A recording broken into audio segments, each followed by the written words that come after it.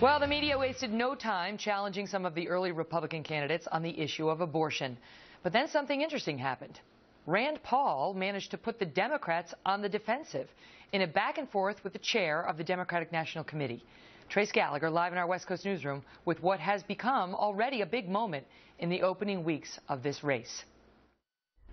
Megan, Senator Rand Paul is on the anti-abortion offensive, saying the other side of the debate should have to justify why a baby doesn't have rights. When Paul was asked by an AP reporter about exemptions for rape, incest, and the life of the mother being in danger, he posed this question. Listen. Why don't we ask the DNC, is it okay to kill a 7-pound baby in the uterus? You go back and you ask Debbie Wasserman Schultz if she's okay with killing a 7-pound baby that is just not yet born yet. Wasserman Schultz responded saying, quote, "Here's an answer. I support letting women and their doctors make this decision without government getting involved. Period. End of story."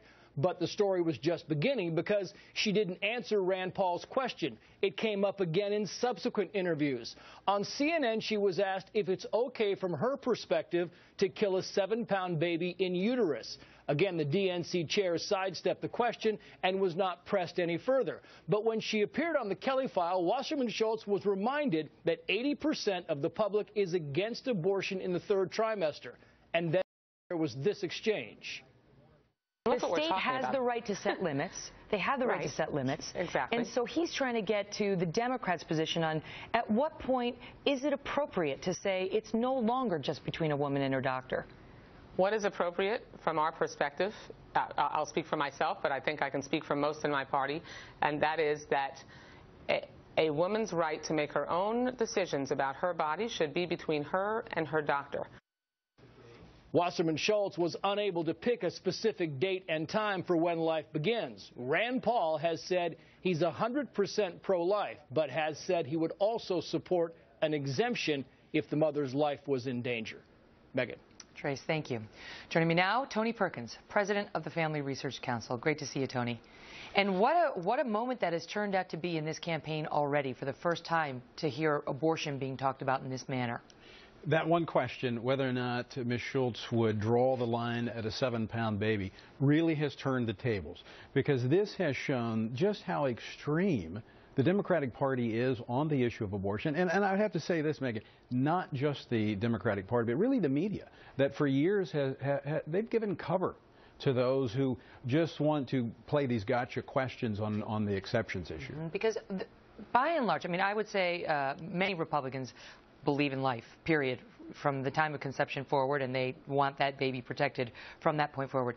But by and large, Republican candidates have said, we're not going to mess with abortion rights in the first trimester, given the law as it stands. You know, you'd have to really repeal Roe versus Wade and Casey and so on. So the media goes after these Republicans, trying to make them seem like they're going to roll back all these rights, which would be very hard to do. And the Republicans now are starting to switch it back on the Democrats. But this actually has been a number of years in the making. I mean, you go back in the early 90s where there was the partial birth abortion ban. Took a decade to get that in place, but now that's the law across America. Because it was supported, the ban, by over 85% of the American public. It was primarily because of science and technology. Technology has given us a window into the womb to see that these are in fact children. Now over a dozen states, in fact, have what they call the pain-capable bills. Those are children over 5 months old in the womb that experts say can feel pain. And so 12 states have banned abortions after that period.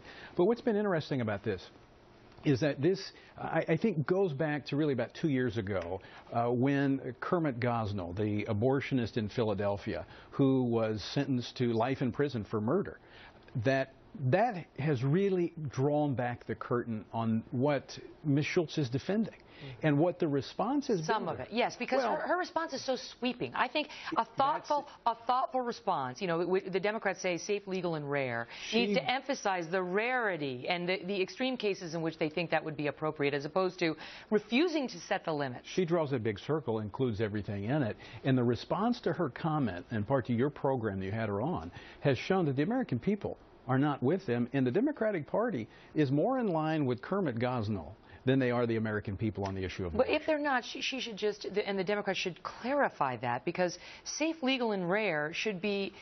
The third trimester should be an easy one. It's like it should be illegal except in the most extreme cases. A mother's life is in. I mean, why can't they just say that? Technically, on the issue of the mother, when the mother is the first patient, that's not an abortion. That's right. So when the mother's life is in danger, everybody agrees she's the first. She's the first patient. That's right. But what's happened here by the media continuing to push this issue of exceptions and the Democrats going after the Republicans on it, it's avoided the deeper questions about, number one, addressing our laws as it pertains to adoption, making adoption more of an option. It talks about the issue of trafficking. Right now, in the Senate, a trafficking bill is stopped over this issue. That's right. This very issue. This has been a bit of a third rail in recent presidential elections. They don't want to talk about social issues, and yet already we're seeing it as one of the kickoff issues in this campaign, Tony. It's always great hearing your perspective.